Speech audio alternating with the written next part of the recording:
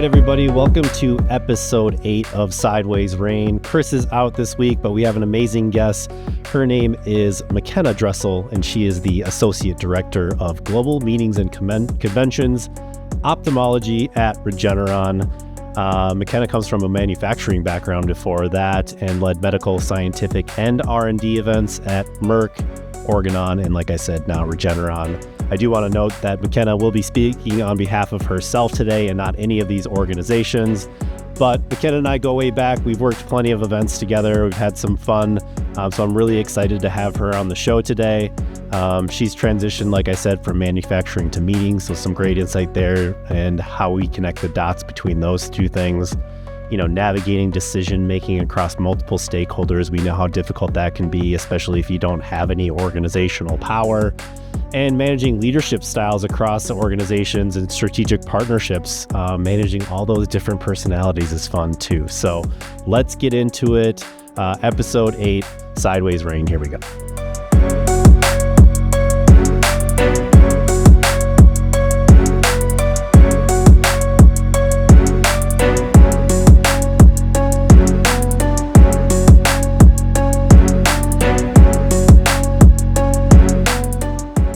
Here we are, and I'm going to bring McKenna to the screen. McKenna, welcome to episode 8.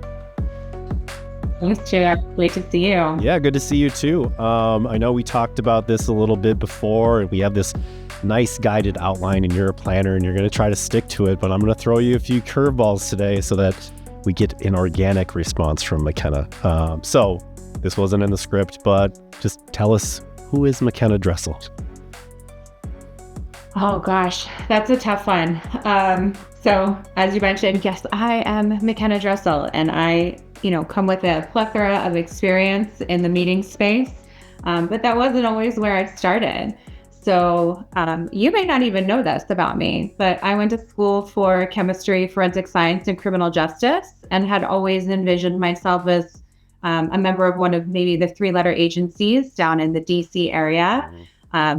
Unfortunately, when I graduated from college, which will age me, it was the height of the economic recession in 2008, and it didn't work out that way. So I spent a little time in my local county government and was working with the homicide department and doing all sorts of crazy things there. And then I wound up teaching high school physics for a year. And then I made my transition into the pharmaceutical industry, first with a small packaging company that really focused on the aluminum and rubber components to injectable medication. And from there, I went to a small generics company, and then to some of the bigger names that you guys are more familiar with, Merck's, the Organons, the Regenerons. Awesome. Yeah. You definitely blazed your own trail to where you are today. That's for sure. You're still younger than I am, though, so that's a feather in your cap. But it's only like a year, maybe. All right, let's talk about your professional background. I said at the top of the show, you came from manufacturing and moved into meetings. What prompted that shift for you after, 8 years in the manufacturing space to move into this crazy adult babysitting game? So I'm a cat lady, so I'm adept at herding cats, whether they're human cats or actual cats. Manufacturing is near and dear to my heart. I spent 8 years, like you said, in that space. And for a long time, it was my bread and butter on the aseptic manufacturing. So form fill of parenteral medications. And what prompted me to move is I wanted something that had a bit more flexibility. So when you think about, and I would say even pre-COVID, remote work wasn't a huge thing. A lot of times you went to the office 5 days a week. And while I was in management, so I had a supervisory role in a salaried position, my team was hourly employees, and I had to be there at the same time every day. And I, had to stay first one in the door and last one out. And I was working overnight shift at the time. So I had worked, midnights to 8 a.m., split shift, second and third. So 8 p.m. to 5 a.m., really difficult shifts. And it was very taxing on me, my body, and my mental state. And I said, I want something different. I want to expand my knowledge in the pharmaceutical industry, and I want something that's a little bit more flexible. Maybe learn about, the global organizations and have a role that I have the opportunity to travel a little bit. And that's really what prompted me to start looking. And I was very, very lucky. I had some transferable skills that I was able to showcase. That got me a position at Merck in their global medical and scientific affairs organization, in their operations pillar. And I had a wonderful manager who I worked with for many years, who really brought out some of those skills and supported me greatly in that first step into the meeting space. For sure. Yeah. You talk about transferable skills. And one thing that, we do at 180 was something that you said, we're always first in the ballroom and last one out when we're on site for a meeting. And maybe little did you know at the time, your office life was probably a little bit better regulated. But once you got on site, were you putting those 16, 18-hour days in? Were you the first one down and the last one out? Yeah, not only was I the first one down and the last one out, even when we weren't in the ballroom, I was still on call. So it was a 24/7 job when we are in event week and things are happening. And I used to joke, I would see people, working on the airplane, with their laptops up. And I had a really firm boundary that I would not work on the airplane because that was one of the only times people could not get a hold of me. And so the airplane kind of became my sanctuary. And, if you travel a lot, you get in routines and things you like, and, how you deal with either short haul or long haul flights. And that was my respite. Was I'm on the airplane. Nobody can contact me for changes. Oh, can we do this? I need this. I need that. And it was quiet time. And then came along in-flight Wi-Fi, and then they expect the same thing, right? Yes and no. So that's still a pretty firm boundary for me. It's very, very rare that you will see me with a laptop up or working off of one of my many devices on the plane. The plane for me is really me time. I love that. Yeah, I try to do the same thing. And we talked a little bit about it a few weeks ago on our work-life balance episode about just kind of stealing that time or keeping it for yourself and opening a book or just watching a movie and vegging out. And sometimes your brain needs that mental space to be your best self anyways. And if you burned yourself out on a 8-hour flight to Amsterdam on your laptop the whole time, you're not going to show up as the best person you can be. So yeah, take that time. That's for sure. Yeah. I've adapted in no screens at all on the airplane. Really? Yeah. So if they have the seat back entertainment, it's immediately turned off for me. I guess technically I break my own rule because when I'm traveling, I take a Kindle with me. Yep. But I mean, nobody's texting me. I can't get emails on the Kindle. It's just, to be able to read. Absolutely. That's great. I love that. I'm going to push it to the next level and try to do what you do, but I usually get caught up in a movie or something. So, any advice for people moving into the planning organizational space like you were? From non-traditional backgrounds, like you said, you kind of all over the place, from manufacturing to being a high school teacher to running meetings and events at a high level. Any advice for people coming in? Yeah, these jobs are difficult, and I think you need to have the personality for it. If you're looking to post, right? If you're not looking to really put in the time and the energy and the effort with little to no appreciation a lot of times, this is not the space for you. But if you're really interested in it, and I think people get this glamorized idea of, oh, you get to fly all over the world and do these great events. And yes, that's absolutely correct. But the time to pre-event that makes that event successful and look, exciting and look fun, is a lot of sleepless nights, is a lot of extra hours. From a skill set, people management, if you can manage people, you can do this job.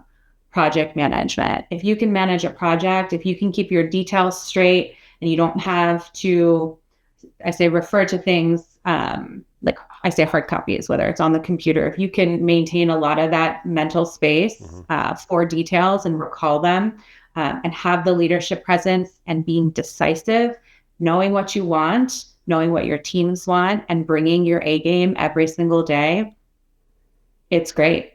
You got to deliver. You not only have to do the work, but you have to do it in a way that people feel good too, because it really is true.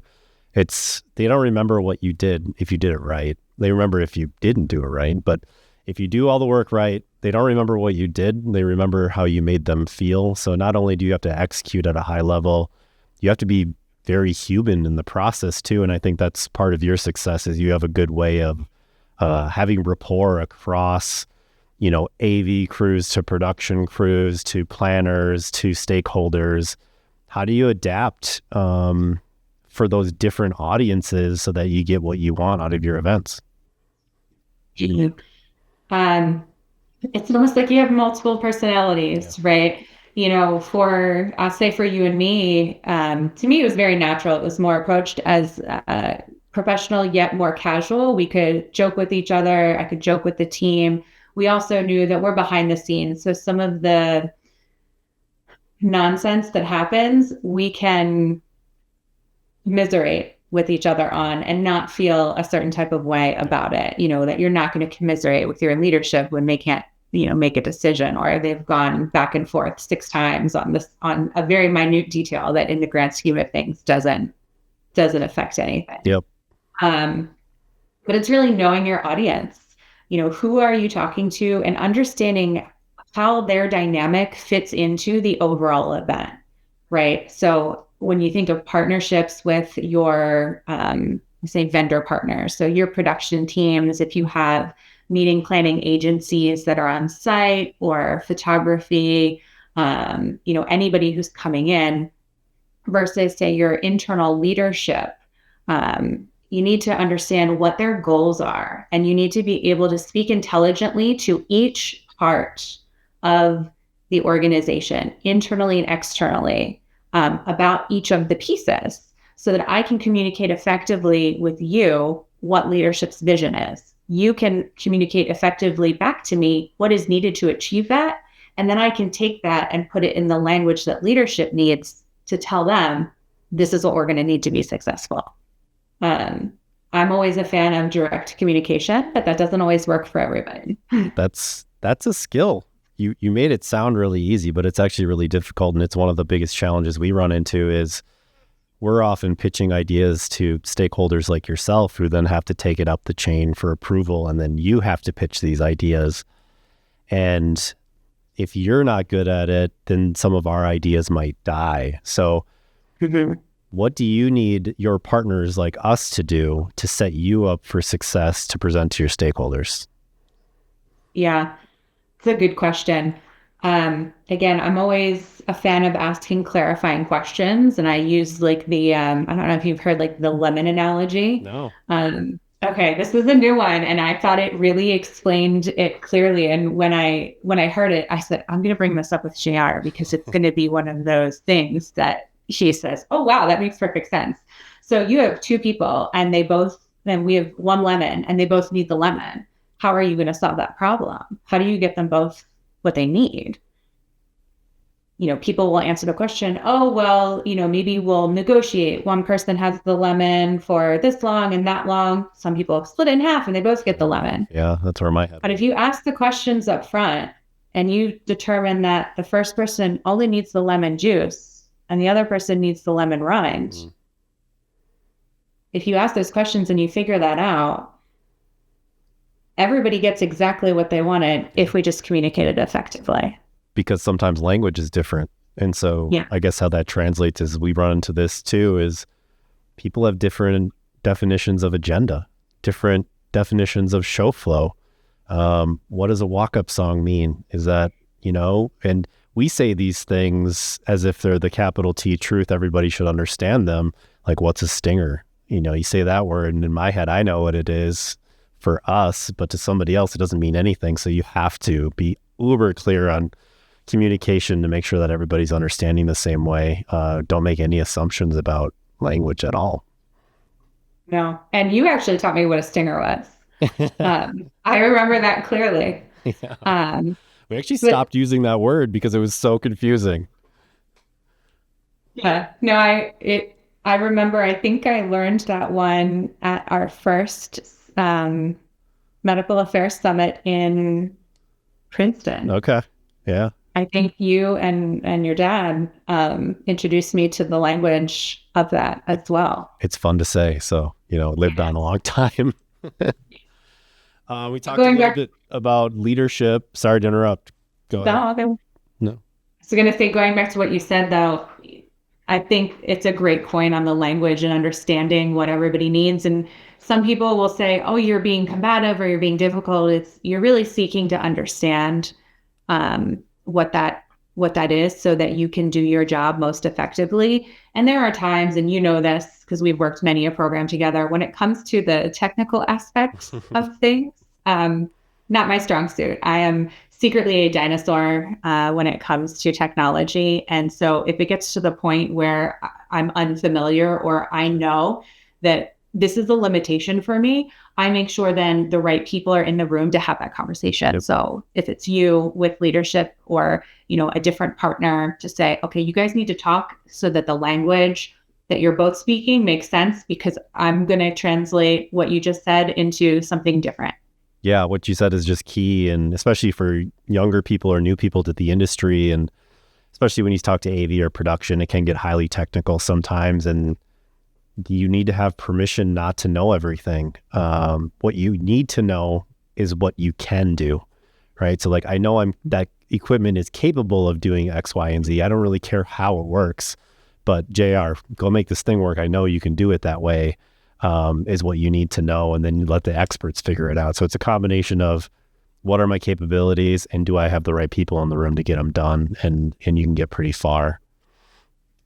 Absolutely.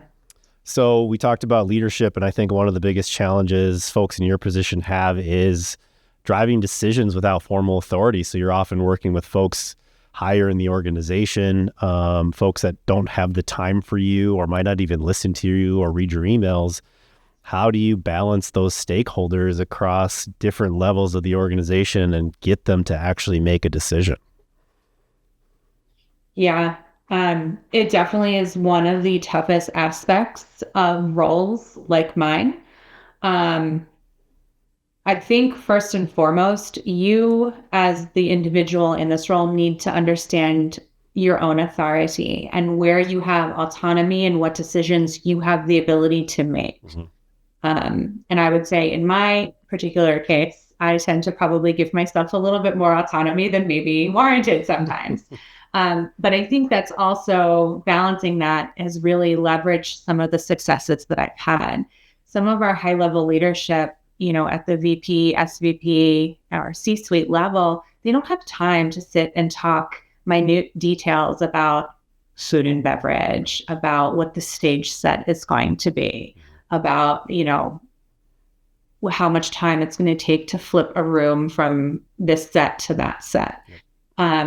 So you need to understand the crux of what you need to know from them that is hinging on those decisions. And you should be able to go through that in a pretty quick manner, but also leave time to listen to their ideas, because I guarantee you they're going to have them. Yeah. And just because they put an idea out there, you think, oh, we don't really have to do this. When they're at the C level, the expectation, they're not going to say, I would like you to do this.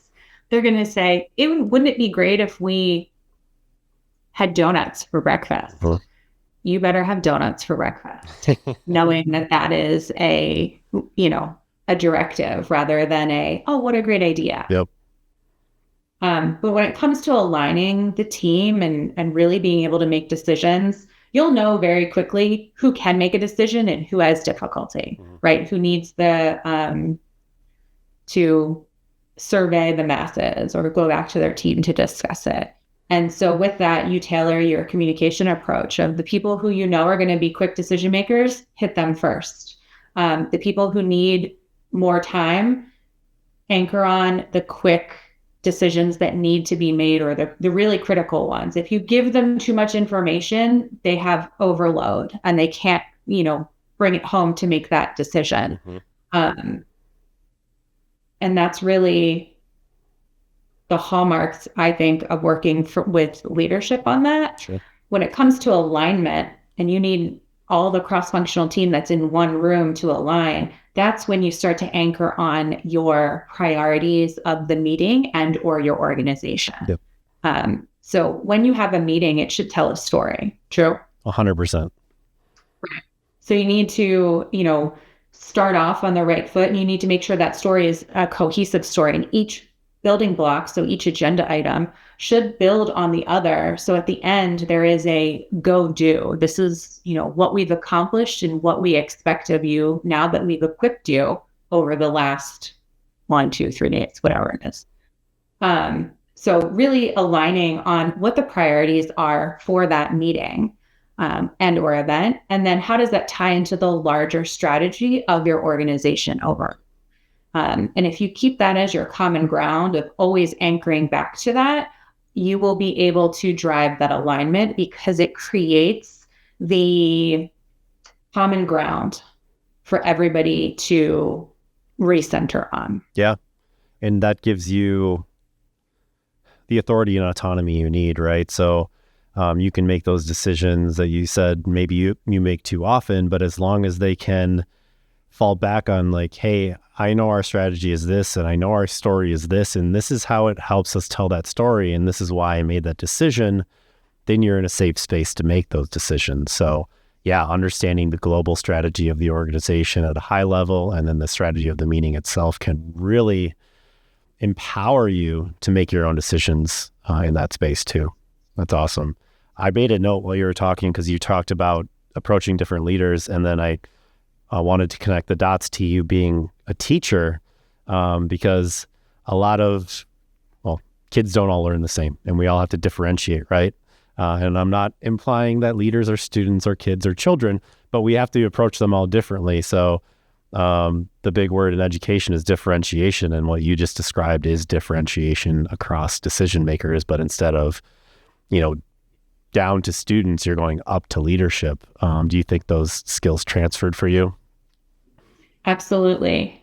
And I think, again, not comparing the two because they are very different. And I think you'll resonate with this as well, depending on the cities in which you've worked in. It's also the time in manufacturing when I had union employees who were different than, say, a regular FTE or a salaried employee, of having to manage them in a different way and really motivate them to make decisions or do what they needed to do to get things done. Because, and in meetings, similar to manufacturing, it's one of the few spaces where deadlines and senses of urgency are real. Mm-hmm.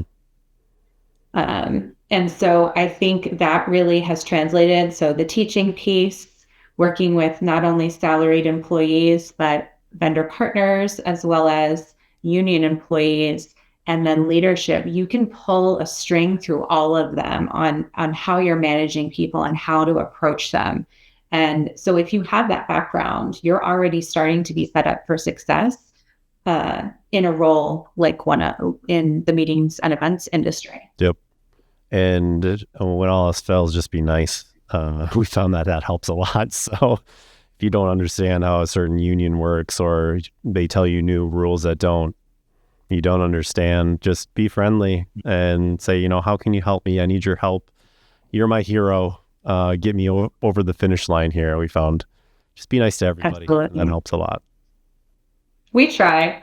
I mean, meetings, just like travel, meetings and events they're very stressful, and it's especially hard in roles. I'm sure you feel the pressure when you have a client, and sometimes it doesn't always bring out everybody's best self. Yeah, you definitely have to, and we talk about this a lot at 180, is when you leave this office and you get on the airplane and you go to show site, it's almost going into a different gear. You almost put on that superhero costume, or, I hate to use sports analogies, but it's like walking out of the locker room. When you hit the field, it's a different mentality.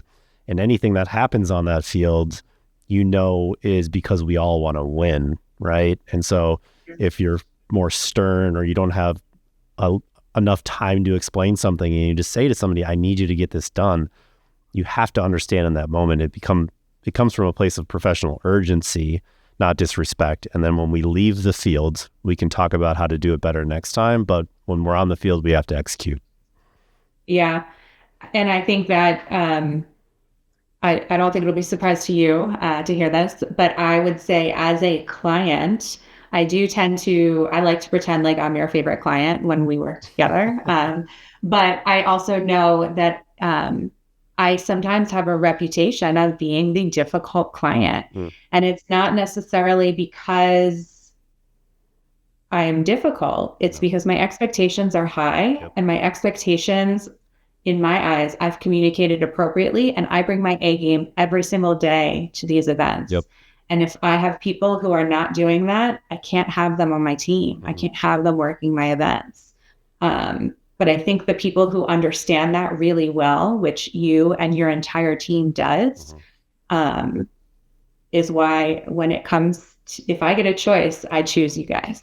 Right. And there are other partners that I can say the same in different areas as well, because they get it. They get it. There's two levels of difficult in my book, and one is what you just described, and that's the one that we respect, like high standards, prepared, and they expect the same from you. Those are the ones where you're like, it's going to be tough, but I respect the work that McKenna does. She's going to put us in the right position, and we're going to rock this thing. The ones that we don't like are unorganized, last minute, and don't give you the information that you need. Those are also difficult. But what you're describing is the reputation we're trying to create at 180, even with our vendors. Like when we bring in an AV partner, we want to hold them to a high standard, and we want to be the difficult client.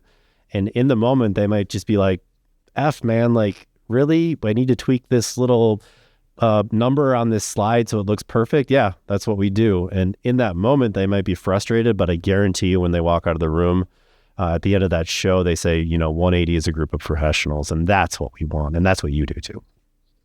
Exactly. Yeah. I had a section here about balancing planning and account management. Should we talk about that? Like when you try to do it all, what are the pitfalls? It's instinctual, right? Like we're type A's, like we want to do it all. Yeah. What happens when you try to do it all? Yeah.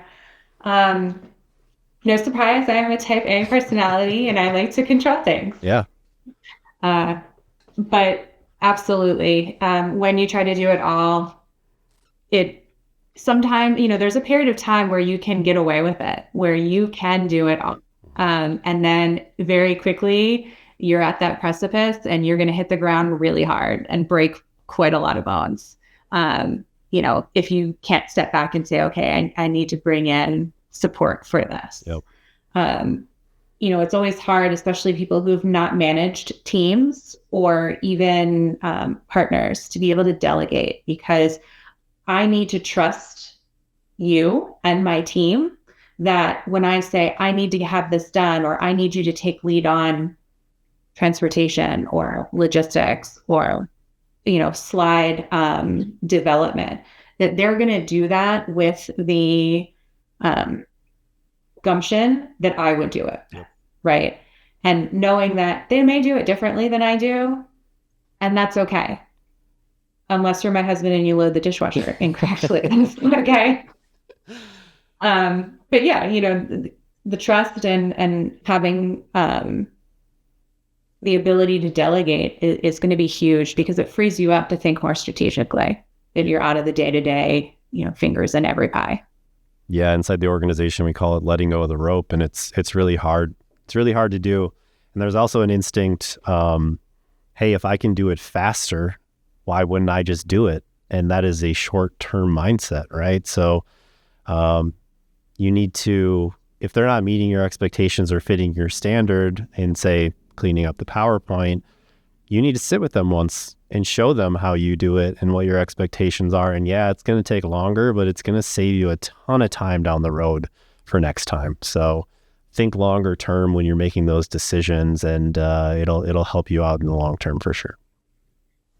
It's a balance too, right? There are going to be I don't know, 10 of those events that you have to decide, and you may decide 4 of them you're just going to do because that's what needs to happen to get done so that we can move on and move on, to different things. Yep. So you have to balance that of being able to delegate or, spend the time to teach somebody rather than just taking care of things. How does that work for you? Obviously, when you have bigger events, you're bringing in third-party agencies to handle some of the planning. Some of it's quote unquote easy or automated, like travel and registration and things like that. But when they're on site, these planning companies take on different roles and they're essentially on your team. How do you make sure you're getting your standard from folks that, some of these TDs might hit the road and this is the first time you met them is on the floor in the hotel? Yeah. It's a great question. I'm very blessed right now to have a fully 100% dedicated team to me that I have. Well, I didn't necessarily handpick. I've gotten to expand and pick a few more. And we work really, really well together. And I think that one of the things is trusting, having somebody on site, at least one that you can trust, that knows how you want things and when you want things, and lives up to that expectation.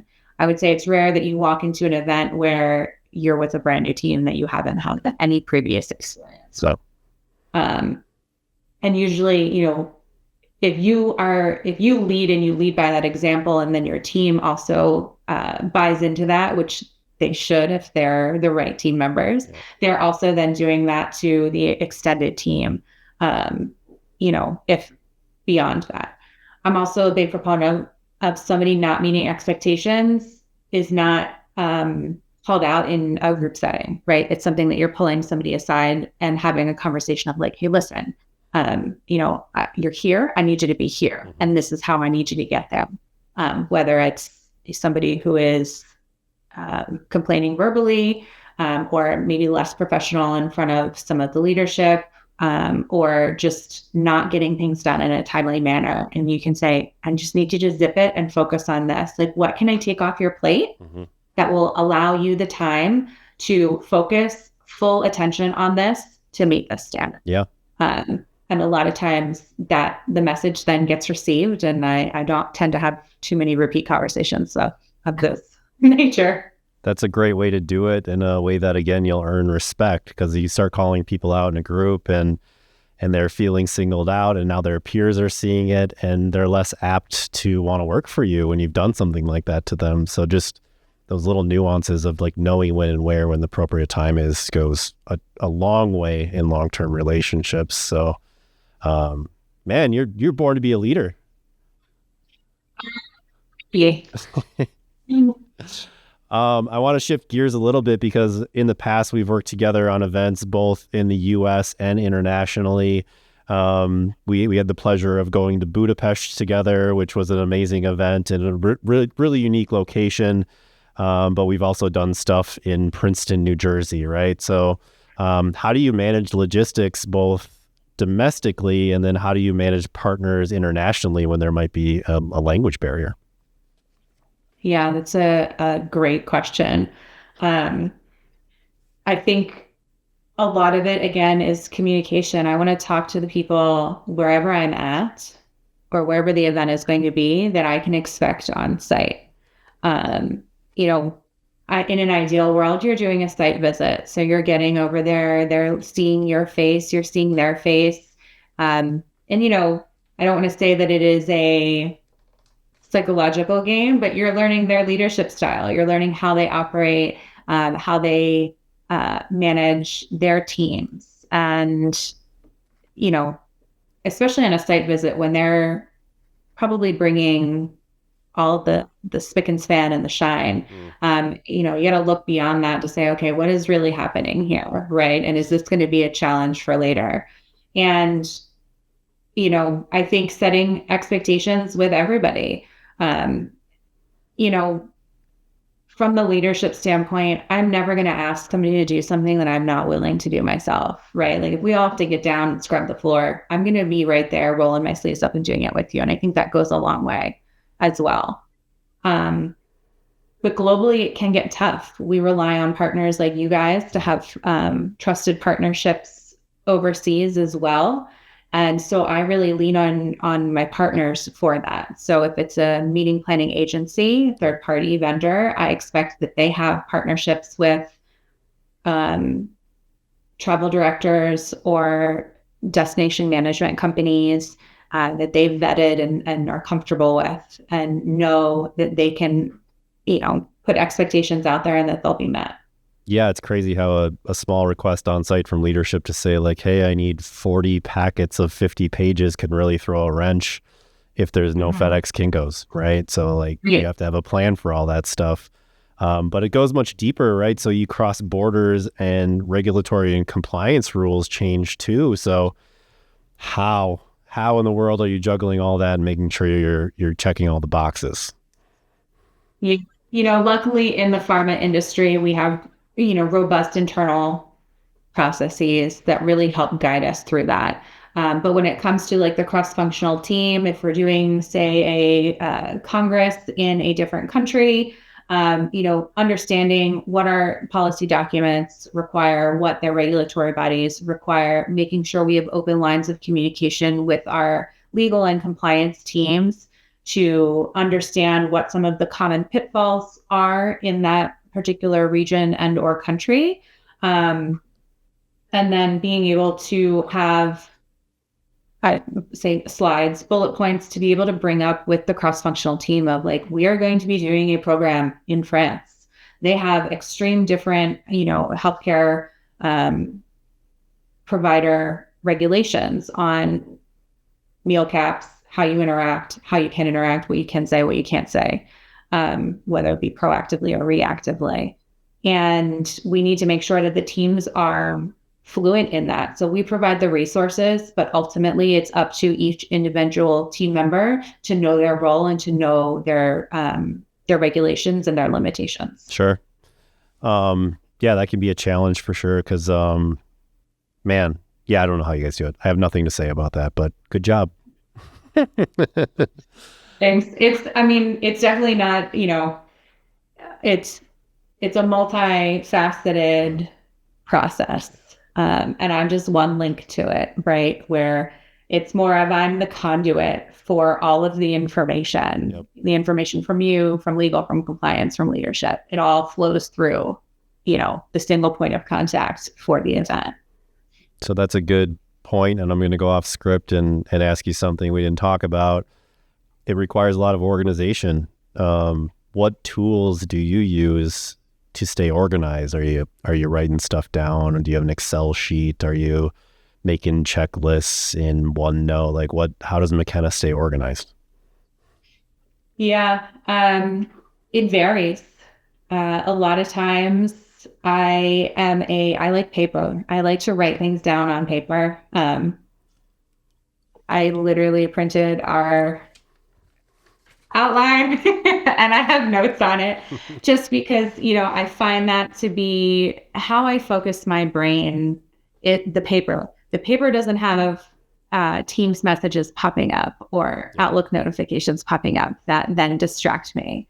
The paper is just paper and I can draw on it and, do that.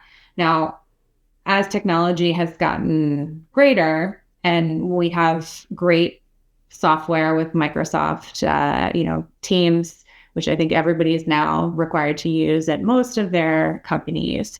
It's not my favorite one, but that's fine. Excel, team sites, where all the information is accessible, but not necessarily editable. Sure. For everyone. Awesome. And that's really how I keep track of it. So, yeah. Are you using AI I still am old school. Work yet? What? AI? Are you using any AI in your work yet? I'm embarrassed to say not really. The only AI that I am using really comes for communication styles. Yeah. And I'll share with you because I don't have much of a filter. You know that we work together quite a bit. I'm pretty direct when it comes down to it. Yeah. And there are times that things, especially emails, roll in, or I have a scenario, I will type it up in McKenna Talk in absolute direct communication and say, make this sound professional and, get this point across. And that's the main reason, the main tool that I'm using AI for is really to polish some of my communications, so that they don't sound quite so Direct. assertive. Yeah. It's funny. I don't know if I've said this on a previous episode, so bear with me if anybody's listening, and I have, but I do the same thing. I found that my communication often is just very straight to the point, and tone is perceived when you read it. And so depending on the mood you're in or the mood you think that I'm in, you might read it in a way that I didn't write it. So I might say, hey, did you get that thing done that I asked you to get done on Tuesday? I'd just love to see it. And that's the tone in my head. But they're reading it on their side like, hey, did you get this thing done? Like, I asked you on Tuesday, right? And so, yeah, I've used AI to be like, hey, can you just like make this a little bit more friendly, but still get to the point? So, yeah, I do that all the time. Yeah. I think it's a really powerful tool when you have to say no. Yeah. In a manner in which, because you know how it is. Oh, can we do, I don't know, have Cirque du Soleil people coming in to, open the meeting. Yeah. Let's think about that. Let's work through that. And rather than immediately just saying no without any context, Yep. It's, explaining what the limitations are, but in a more professional and concise manner that makes it sound like we've considered the request, because we have, but it's just not feasible. Yeah. Believe it or not, you and I, I still feel like I'm in my 20s, but we're tenured in this industry. There's a lot of new folks, especially some folks left during pandemic, didn't come back, and a lot more filling in as the industry kicked back up. Do you have any advice for new people coming into the industry that you could give them to just keep them motivated and keep at it? Yeah. I mean, I think it's finding your mentor, finding the person. I don't want to say who you want to be when you grow up, right? But who do you want to emulate? Like I listen, and I won't use any names to people who I haven't talked to that I'm doing this, but someone, my old manager at Merck, who was a man, had a amazing business acumen, and how he presented himself and how he managed.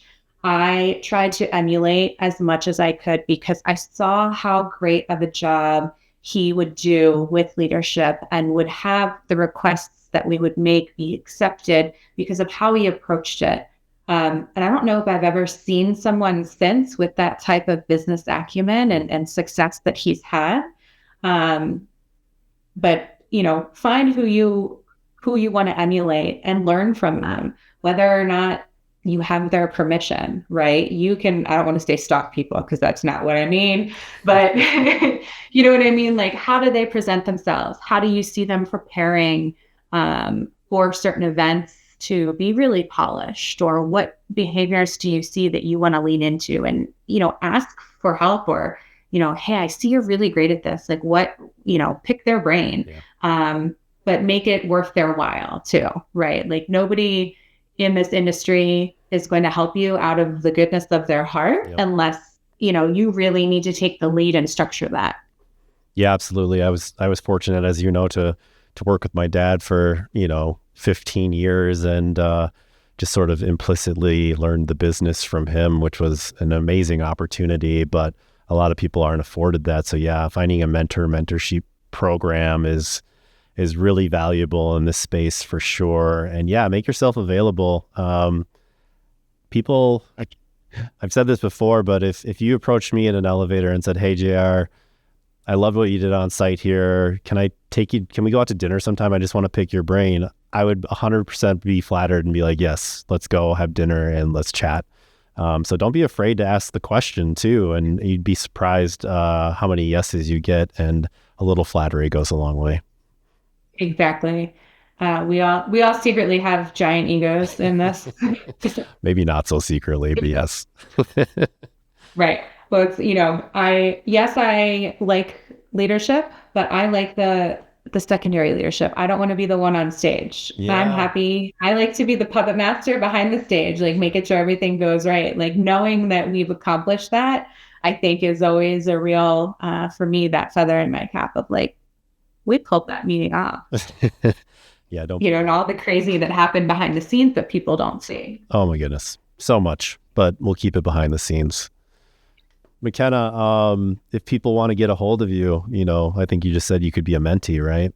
If they want to get a hold of you, how should they reach out? Should they just connect with you on LinkedIn? Yeah, you can find me on LinkedIn. You can also, I guess that is the best way, for sure. As JR said, I work at Regeneron. So if you have contacts there or you happen to also work there, you guys know how to get a hold of me. The LinkedIn is certainly the great way. I'll put a link to your LinkedIn in the description to make it easier for everybody. But there is one more thing I wanted to cover today, and I'm very happy for you and the Eagles for winning the Super Bowl, and I know you're a big Eagles fan, but we have our rookie quarterback from last year finally getting to play this year, and I just got to say next year is going to be a little bit different. Go Vikings. I'm glad that you are still drinking from the fountain of delusion. But it is going to be go Birds all day, every day for the next few years. Yeah. Well, I'll have to come out and see a game at the stadium and you can protect me. Yes, I'm happy to do so. Right. Don't wear any Vikings gear though. No. You're on your own. Undercover boss on that one. You're on your own. Well, I always tell people, come hang out, come to Philly. Oh man. But don't wear other colors. Thank you so much for being on today. We've worked together a lot, but I consider you a friend, and coming on and having this conversation was awesome. And hopefully, I know you gave a lot of good information here. Hopefully the audience took something. There were tons of good nuggets, and we could dive into a lot of it in much more detail. We brushed over a lot of stuff that takes a lot of skill. So keep doing the work that you're doing and put on amazing events. Regeneron's lucky to have you. And thanks for being on the show. All right. Thank you so much for having me. And I'm really glad to be invited. And I love what you're doing with the podcast and your app and everything else with the company. So keep it up. Thank you. All right. That's episode 8. We'll be back next week. Chris should be back for that. Fun fact, I think I'll be recording from somewhere in England. I'm headed to London on Sunday. So I might have a little bit of a different background, but it should be a fun podcast next week. So stay tuned.